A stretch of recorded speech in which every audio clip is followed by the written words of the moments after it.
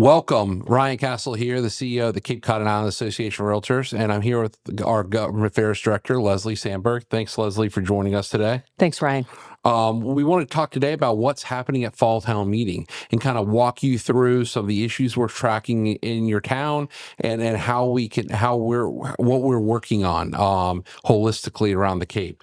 And so we'll start with a little bit, Leslie, about kind of what we look at. So at the government affairs side of the advocacy side of the association, we have really a public policy guide that kind of sets the framework for the issues we look at. Absolutely. And where the Cape Cod and Island Association of Realtors stands on those issues, because there's the same issues that happen time and time again. And rather than continue to look at, have to decide where we stand each time it comes up, we kind of have standing policies. And so that all falls in our public policy guide. And we've made some recent additions to that public policy guide by adding a session on building codes, for instance, like the specialized in energy building codes.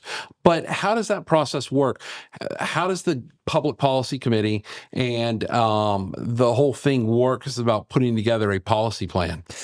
Thanks for asking. I mean, Ryan, what we find is that it usually something bubbles up from our membership, whether it's, for instance, I'll take the example, the stretch code. The stretch code was changing and becoming more stringent, if you will, and people wanted to know what was it all about. They didn't know. So they said, hey, you know what? Enough people don't know. We really need to look at it, research it, and then build a policy around it. So what we did at the Public Policy Committee is that we actually had speakers come, and they were from both sides of the issue. Those who are pro stretch code and talk about the benefits, those that are worried about the stretch code getting more restrictive and saying how, the cost problems and the grid problems with that. We went through that. We talked amongst ourselves, and then we also talked with other people. We spoke with you. And from that, we were able to come down with a policy that actually everybody was comfortable with and could represent the policy that we want appropriately, and then we asked the board of directors to take a look at it, and you can take it from there. It, right? And that's the whole thing. It ultimately comes down to the board, but it starts at that committee level. Yeah. And it starts with you guys getting research and hearing opinions from a lot of different people and kind of saying, where do realtors stand on this based on our guiding principles of what we stand for, which is really the preamble to the code of ethics of being a realtor. So with that, you kind of see that whole guides of the Public Policy Committee role, the board director's role, and our policy guide that really then, once we have a policy guide, it allows you and I to actually get to work. Exactly. And actually allows us to contact and talk to, members of the select boards or planning boards or whatever, or staff, and say, hey guys, have y'all considered this? And it really helps inform us about the realtor's take on the issue by that kind of process through the Public Policy Committee. So I think that's a really important segment there. And so also on the main issues we look at, right? Mm-hmm. The last couple of years, they've been the same kind of issues. Yes. And really, we have really focused our policy efforts around 4 big issues, which is number 1 is bridge replacement. It's not necessarily a local issue, but our members have said this over and over. Our leadership has said this over and over. Bridge replacement and better access to Cape Cod is probably our biggest number 1 realtor issue right now, from the standpoint of how making sure we can do everything we can to move that forward. Another big issue that we are tackling on a daily basis is zoning reform and housing affordability issues, right? I think we all know the Cape has gotten more expensive. So how do we move forward on pushing zoning reform, pushing housing affordability, housing production issues, and moving forward that way? A big one component, because of once again, the preamble to the Code of Ethics talks about this, protection of private property rights. Yes. And how does that stuff that comes up, whether it's rental restrictions or whether it's building issues or building code issues, everything, how does it impact the private property rights of property owners? Correct. And then the last is a really Cape Cod specific thing, which is clean water infrastructure.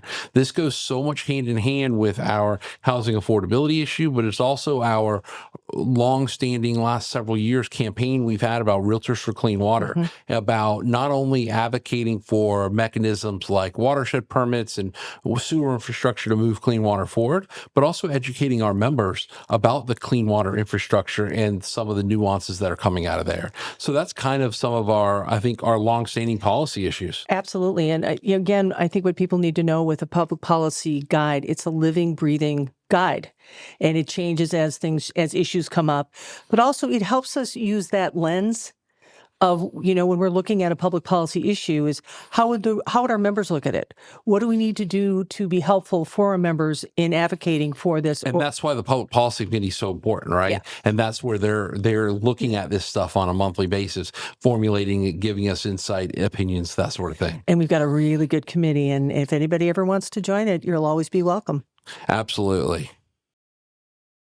Yarmouth Town Meeting is November 19th at 6 p.m. at the Yarmouth Intermediate School. So if anyone, there's a lot of things on here to think too of wastewater. So if you've been in Yarmouth recently, which obviously we are because that's where our office is, right? There is a lot of wastewater construction going on, right? Which is great. Which is great, right? As frustrated people can get at times, right? Exactly. The traffic, right? Yeah. But anyways, so Article 6 is continuing to work on wastewater. What's going on? Well, Article 6 is a wastewater engineering discharge analysis. So they're going to ask town voters to transfer $500,000 from their wastewater enterprise fund for the analysis, engineering, and creation of plans for multiple discharge locations throughout the town. And that one of them is the actual Bayberry Hills Golf Course, and because they need additional discharge capacity. So they're going to take a look and say, this is what we need to do. Can we do it here? Right. Will it work? That's exactly it. And then they've Article got 7 is some wastewater stabilization funding stuff. right. And so basically what they're doing is like all the other towns are doing, but this is the way they're going to try to fund their stabilization funding is they're going to ask town voters to appropriate $2 million from their free cash account and $1 million from the Wastewater Enterprise Fund to the Wastewater Stabilization Fund. This will aid in the development of the town's first wastewater treatment system. And So they're taking some of their reserves they already have and saying we've been reserving money we have free cash and we should do something with it that makes an impact, and putting it in capital as non-recurring expense and a way to keep moving wastewater forward. exactly. And this $3 million should go a long way, which it's great. So. And then they've got another article where they're going to do wastewater stabilization funding. But this is something that has to do with PFAS.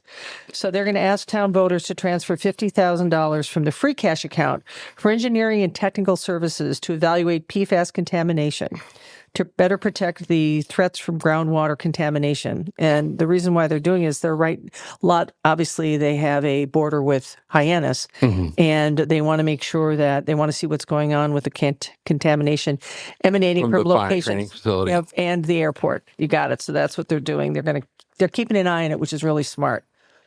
And then also they're also doing some other things around affordable housing. So what's going on there? Yeah, this is going to be a zoning bylaw, so 2/3 vote will be needed on this. And basically they are looking at their in lieu payment.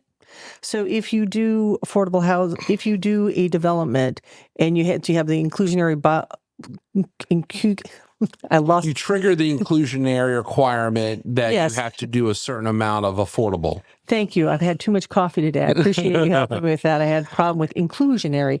So basically what they're going to do is they're going to increase it, is what they're going to do. And basically they're going to allow you to pay a fee that's in the difference between what the affordable housing unit would sell for and what the median sales price is in the area, to pay the fee to get out of having to build the unit itself. And then that fee would then theoretically be used to then help them build the unit. Correct. And the way it stands, when they do something like that, they're actually going to be increasing the in lieu payment. And the idea of increasing the in lieu payment is to get developers to actually build a unit rather than put money out to it. So that's one thing that they're doing. What I hope it doesn't do is stymie development, right? And that's the key. That's where we have some real heartburn over inclusionary zoning at the long run, right? Is that a lot of towns will put inclusionary zoning in as a way to stifle future development. Correct. When because the numbers just don't pencil out a lot of times when you do that. It's a hard thing because you see both points of view, but to your point, if you don't have development, it's going to be hard to have housing, right? So that's where we are. And the next one, though, is something kind of interesting. It has to do with seasonal employee Yarmouth's housing. been doing a lot on hotel motels, and so they're just making slight revisions to their hotel motel overlay district about how much can be used for seasonal employees. Right. And what they're going to do with this bylaw, and again, this is a zoning bylaw, so 2/3 vote is needed of the body that shows up at town meeting. They are asking to limit hotels and motels located in the hotel motel overlay district to a maximum of 15% of their rooms being eligible for seasonal employees. So basically, they use it up to 15% of their rooms to either house their seasonal employees or seasonal employees from other towns or other businesses. Other businesses, yeah. And they can go over the hotel could go over the 15% limit if with a 1-year special permit from the Board of Appeals. Correct. So if they want to do more, they have to go in front of the ZBA. And so that's that. So that is Yarmouth. Thank you very much. You're welcome.